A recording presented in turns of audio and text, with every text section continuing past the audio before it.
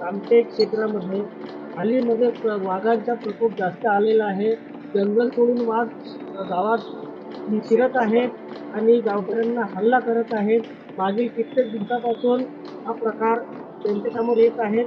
फॉरेस्टवाले म्हणतात की आम्ही त्यांना शिकवतो आहे, पण कुठल्याही पकडत नाही. आये दिन हमल्यावर हमले होत आहेत. तरी माऊलींचा जीव गेलेला आहे. आपण आज फॉरेस्ट ऑफिसला हेड ऑफिसला आलेले आहात. काय निवेदन दिलं, काय सांगाल गावाबद्दल? नमस्कार, मी विजय कोकोडे, ऑल इंडिया आदिवासी एम्प्लॉईज फेडरेशनचा जनरल सेक्रेटरी या पदावर मी काम करतो आहे. माझ्यासोबत ऑल इंडिया आदिवासी एम्प्लॉईज फेडरेशनचे केंद्रीय अध्यक्ष प्राध्यापक मधुकर भाऊ इके,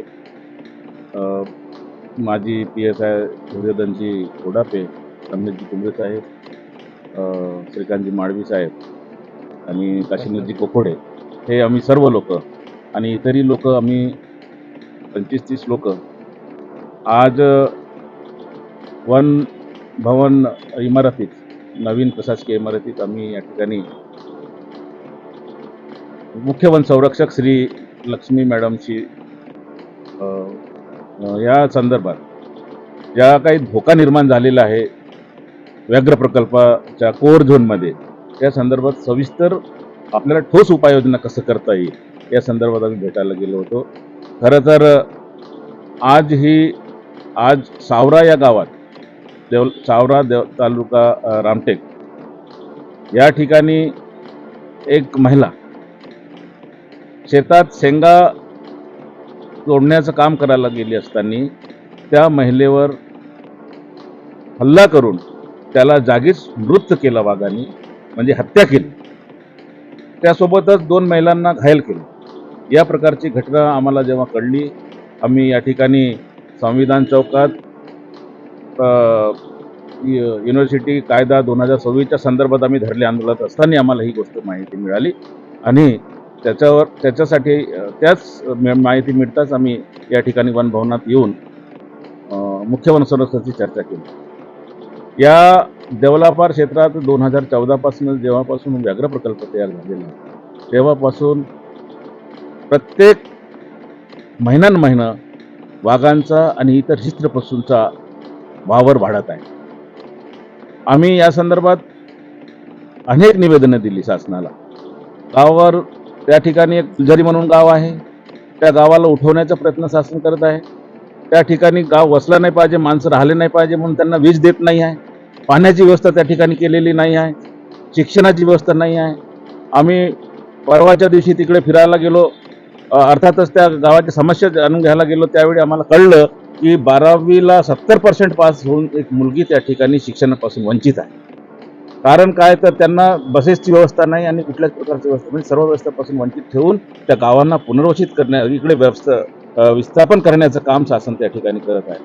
आज या ठिकाणी आम्ही श्री लक्ष्मी मुख्य वन संरक्षक यांच्याशी चर्चा करत असताना आम्ही ठाम भूमिका मांडली की नोव्हेंबर 24 पासून, म्हणजे वर्षभरात 25 आणि 26, आता 26चा फेब्रुवारी महिना सुरू आहे, या महिन्यात पर्यंत 24वी घटना आजची झालेली आहे मृत महिलेची. लोक शेतावर जायला धजत नाही. एक तर त्या ठिकाणी रोजगार नाही, अतिशय दुर्गम आणि डोंगराळ भाग आहे, आदिवासी समाज, व्यवस्था नाही आहे, रोजगाराची कुठली सोय नाही आहे. मग शेतीवर जे लोक उदरनिर्वाहासाठी अवलंबून आहेत, त्यांनी शेती करण्यासाठी जेव्हा शेतात जातात तर या प्रकारचे जेव्हा हमले होतात, त्यावेळी मात्र सर्व लोक आता एक सीमा ओलांडल्यासारखी वाटत आहे.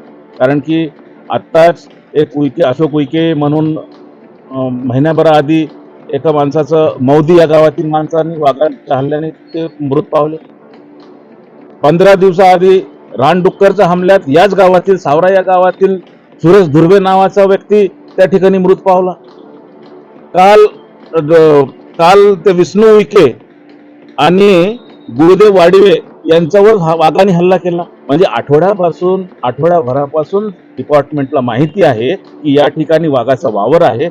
सातत्याने ते आपल्या परिसरात फिरत आहे, शेतावर येत आहे. ही देखील निर्धस्त असा या व्यवस्थापन या या शासनाने किंवा वन विभागानं या प्रकारच्या निष्काळजीपणा दाखवणं हे अत्यंत गंभीर आहे. माणसापेक्षा वाघ हे प्रिय झालेत का असं आम्हाला वाटायला लागलं आहे. म्हणून आम्ही या गोष्टीचा आता कुठंतरी अंत झालेला आहे. मग आता याच आम्ही असा निर्णय घेतला, गावावरून फोन आले लोकांचे की या मृत शरीराला उचलायचं की नाही इथून, जोपर्यंत या समस्यांवर ठोस उपाययोजना केले जात नाही तोपर्यंत आपण या मृत याला शरीराला याच ठिकाणी ठेवायचं, या प्रकारचा निर्णय घेण्यासाठी ठेवा का या पद्धतीचं ते तिकडून भ्रमणध्वनीवरून आम्हाला विचारणं झालं. पण त्यासाठीच म्हणून आम्ही या ठिकाणी येऊन मुख्य वन संरक्षकाशी चर्चा केली. साहेब, हिवाळी अधिवेशन नागपूरला स्टेशनमध्ये वन मंत्री यांनी बोलले होते की वाघांना आम्ही शहरात गावात येण्याऐवजी आम्ही त्यांना जंगलामध्ये खाद्य देऊ, गाय बकरीच्या जे जेवण आहे ते देऊ, असा निर्णय झालेला होता. हा निर्णय चुकीचा होता की काय होता? जर तिथं त्यांना भेटलं असतं तर हे माणसाला खाल आले असते त्या बाहेर. नाही, खरं तर हे शासनाचा भूलतापा देण्याचा कार्यक्रम आहे. खरं तर आजच्या दिवशी आम्ही आत्ताच CCF मॅडमशी चर्चा केल्यानंतर लक्षात आला की आम्ही कितीतरी प्रस्ताव शासनाकडे DPTCL ला पाठवतो, त्यांनी दिला आम्हाला की याच्यासाठी आपल्याला ठोस उपाययोजना करण्यासाठी आम्हाला निधीची गरज आहे.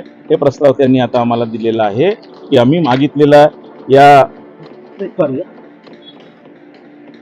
या पैसा आम्हाला उपलब्ध करून दिलं जात नाही आणि हे आमचे प्रस्ताव आहे. खरं तर ही गोष्ट अत्यंत निंदनीय आहे किंवा या प्रकारच्या दुर्लक्ष शासन ज्यावेळी करते, करोडो रुपया त्या प्रोजेक्टमधून कमवलं जातं आणि त्या ठिकाणी वास्तव्य करणाऱ्या माणसाला, त्याची जीवितांना अर्थातच मनुष्याला तिथे वाचवण्यासाठी कुठलीही उपाययोजना न करणे ही गोष्ट पटण्यासारखी नाही.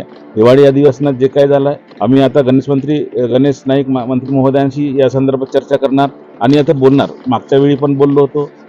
आमदार महोदय आमचे आणि तथा राज्यमंत्री या ठिकाणी वित्त व नियोजनचे आहेत, त्यांच्याकडे विशेष आणि ते खरं तर रामटेकचे आहेत, त्यांच्याकडून खूप मोठी अपेक्षा आम्हाला अनेक दिवसापासून आहे, अजूनही आहे. आम्ही काय आशा सोडलेली नाही, पण त्यांनी त्याकडे अत्यंत विक्षिप्तपणे दुर्लक्ष केलेलं आहे. हे आपण सोडता येणार नाही. म्हणजेच हे जे काही विधान भवनात अधिवेशनात जे काही आश्वासने दिले जातात ते पाळले जात नाही आणि त्या गरीब दीनदुबळ्या ग्रामीण भागातील समाजाला अत्यंत मूर्ख बनवण्याचं काम या ठिकाणी केलं जात आहे. रोजचे रोज जीव जात आहे, तरी यांच्या डोळ्यात कुठल्याच प्रकारचं पाणी येत नाही.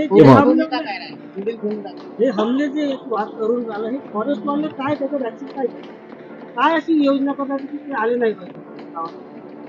फॉरेस्टवाल्यांनी आता CCF मॅडमने सुचवल्याप्रमाणे आमची मागणी अशी होती की या ठिकाणी हायमास लाईट लावा, PRT वाढवा. PRT त्या ठिकाणी गावातील ते जे बेरोजगार मुलं आहेत त्यांना 487 रुपयाप्रमाणे जे काही मानधन मिळतं त्यांचं वाढवा. आता मॅडमचं म्हणण्याप्रमाणे 554 18 गावांसाठी आम्ही दिलेलं आहे. आम्ही सर्व लोक तिकडे फिरत असताना आठवड्याभरापूर्वी कडबीखेडा म्हणून गावात गेलो असतो. त्यांना विचारलं की बाबा रे, या गावात PRT आहेत की नाही. तर त्यांचं असं म्हणणं, ते सांगितलं त्यांनी कडबीखेड्याचं गावाने कोडापे म्हणून ग्रस्त होतं, त्यांनी सांगितलं की PRT फक्त ज्या ठिकाणी हालचाली दिसतात वाघांच्या त्याच दिवशी लावलं जातं, कारण हे 2,500 रुपये महिन्याचं गव्हर्नमेंटला देणं हे परवडण्यासारखं नसल्यामुळे त्यांनी फक्त ज्या दिवशी वावर दिसलं त्या दिवशी PRT लावता, म्हणजे त्या दिवशीचे 487 रुपये देऊन मोकळे होतात. अर्थात हे पण लोक ह्या संदर्भात आता CCFची विचारले असते, म्हणाले की आमच्याकडे बजेट नसल्यामुळे आम्ही या पद्धतीचं रेग्युलर PRT आम्ही ठेवलेलं नाही.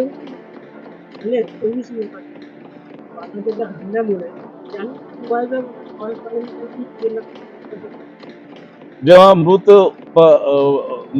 पावलं जाते किंवा वाघाच्या हल्ल्याने खरं तर मर्डरच होते, अशा वेळी दवाखान्यात किंवा त्या ठिकाणी येऊन या महाराष्ट्र शासनाने 25 लाखाचं एक निधी तरतूद ठेवलेली आहे. 10 लाखाचा चेक त्या ठिकाणी देतात.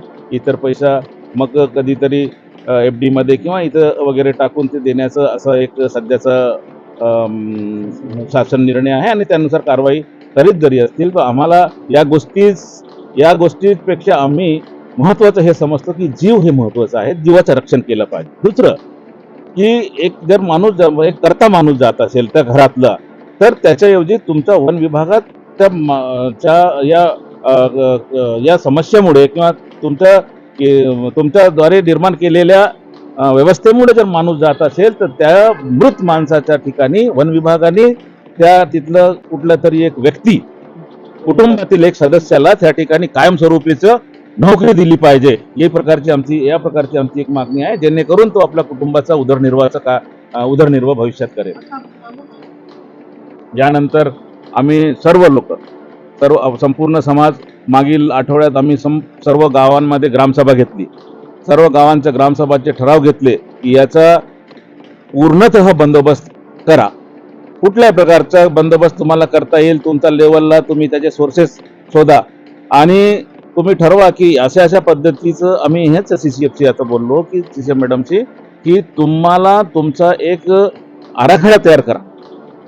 या इतके गाव आहेत, इतक्या गावांमध्ये आपल्याला फेन्सिंग करता येत असेल तर किती किलोमीटर आपल्याला फेन्सिंग करावं लागेल, कुठल्या प्रकारचं करावं लागेल, हायमास लाईट किती लावावं लागतील, PRT किती ठेवता येईल तुम्हाला, त्या गावातील लोकांना अवेअर करण्यासाठी अजून काय काय तुम्हाला गावात जंगलात गेले पाहिजे की नाही, किंवा जंगलातलं वाघं बाहेर येतील, काही जनावरांसाठी तिथलं हरिण सांबार यांच्यासाठी खाण्यासाठी त्या जंगलामध्ये काहीतरी नवीन खाद्य काही तयार करता येईल का, या पद्धतीचं तुम्ही याच्या एक नियोजन तयार करा, आराखडा तयार करा आणि ते आम्हाला पण द्या एक प्रत. आम्ही संबंधित पालकमंत्री, वनमंत्री, कलेक्टर साहेब यांच्याशी चर्चा करून, यांच्याशी मिटिंग घेऊन आम्ही त्या पद्धतीचं नियोजन पुढे तुमच्या दिलेलं नियोजन आम्ही त्यांच्या पुढे ठेवून बजेट करण्यासंबंधी आम्ही विनंती करू. या प्रकारचं आम्ही समोर भविष्यात घेऊया.